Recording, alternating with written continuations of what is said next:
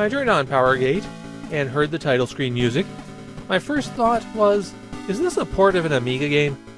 And no, I checked, and this is an original game for the PC Engine. Then I started playing this shoot 'em up, and I went, are you absolutely sure that this isn't an Amiga game? Power Gate is the first PC Engine game developed by Make, one of those early game developers who worked hard to ensure that they could not be easily searchable. Before this, Make created software for predicting the outcome of horse racing that was released on the Famicom, and a kind of quirky shoot 'em up that was also released on the Famicom. Apparently, Make's method of predicting the outcome of horse races didn't work, since they continued to be game developers instead of retiring as millionaires. They wound up creating 3 PC Engine games, all for Pack-In Video, a game publisher who's synonymous with quality. Oh, sorry, misread that. Lack of quality. Power Gate is a shoot 'em up that lives up to those high standards of Pack-In Video. The first thing that you're going to notice while playing Power Gate is the game is slow. You move slow, enemies move slow, bullets move slow. The way that they deal with this is by cranking up the sheer quantity of things. Later stages fill the screen with enemies, bullets, and terrain obstacles. And despite that, I still beat Power Gate the first time I played it. I never played the game before sitting down to record. I hit start, and I cleared all 6 stages with minimal trouble. Part of that is because they are weirdly generous with extra lives, but also because the game just isn't that difficult, at least when you're not dealing with the technical problems. You fire your ship's main gun by pressing button 1. If you turn on autofire, you can shoot pretty rapidly. Or at least pretty rapidly until there's 4 bullets on the screen, at which point you can't shoot anymore. And as mentioned, the bullets are slow. You will outpace them by hitting the fire button, even without rapid fire. A lot of enemies take more than 1 hit from that default pea shooter, which just hurts even more with the limited number of shots you can get out there. Fortunately for you, there are power-ups. They appear anytime you destroy something red. Another jet, a turret, a missile. As long as it's red, it'll drop something.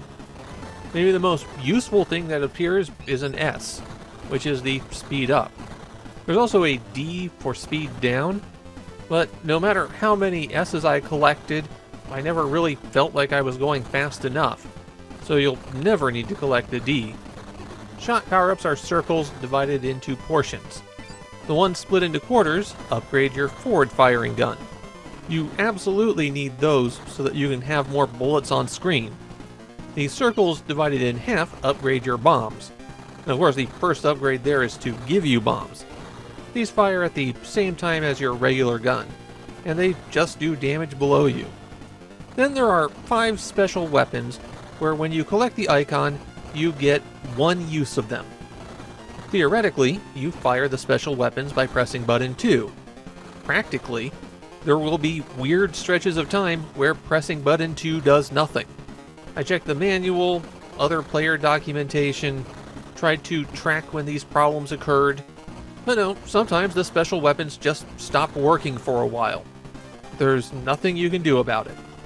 You can stock up as many of those special weapons as you like, and you switch between the one that you should fire by pressing select. Hitting select also makes a burst of flame shoot out the back of your jet that can damage enemies.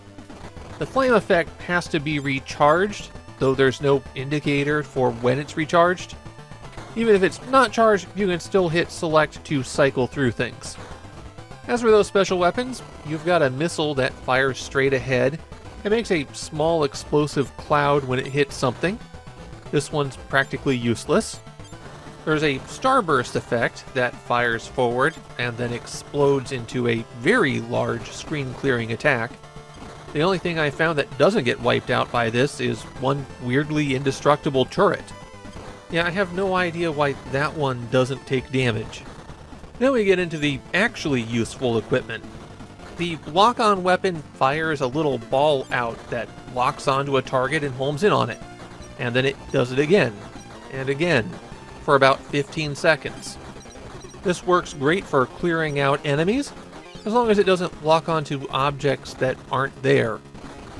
The shrapnel shield circles your plane, destroys anything that comes close, and gets erased if you move close to terrain. That makes it not so good on later stages where you're always packed into tight spaces, but very useful on earlier ones. The force field makes you invincible for 15 seconds, and that's obviously helpful. And then there's the options. They are good. You activate it and you get a pair of planes that follow along behind you, fire when you do. So you're effectively tripling your forward firepower, though you lose your bombs. But there's a weird effect with them. When you go up, they're spread out properly. When you go down, they all bunch up inside of your plane.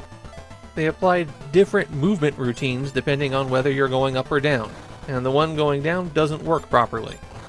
I haven't mentioned the plot of Power Gate yet.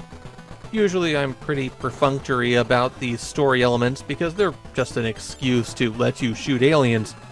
And in Power Gate, the story is that you're a fighter pilot codenamed Ghost Rider, and you must attack the enemy. And that is literally all of the story. Power Gate works on a system where your plane will take damage if it gets shot, and then you also have extra lives. So you can take 3 hits, and collecting an E will restore 1 point of that health. If you get destroyed, then you lose some of your weapon power-ups. Not the consumable weapons, you always keep those. But your main gun goes back to the default level, while your bombs have the same amount of power. You might have noticed that you have 2 different scores. The top one is your score for the entire game, and the bottom one is your score for that stage. If you have a high enough score when you reach the end of the level, then you get promoted, and promotion brings with it a handful of free power-ups. Somehow there's a sequel to Power Gate, and it even only takes them 6 months to make it. Hawk F123 will be released on the PC Engine in March of 1992, so I'll be getting to that one relatively quickly. Naturally, Japanese players consider Power Gate to be a hidden gem. Wait, what? Seriously?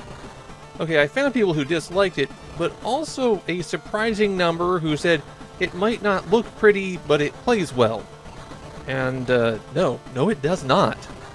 I can't say Power Gate is the worst shoot-'em-up on the PC Engine. I have played worse at this point. But it's a strong contender for worst shoot-'em-up of 1991 on the PC Engine.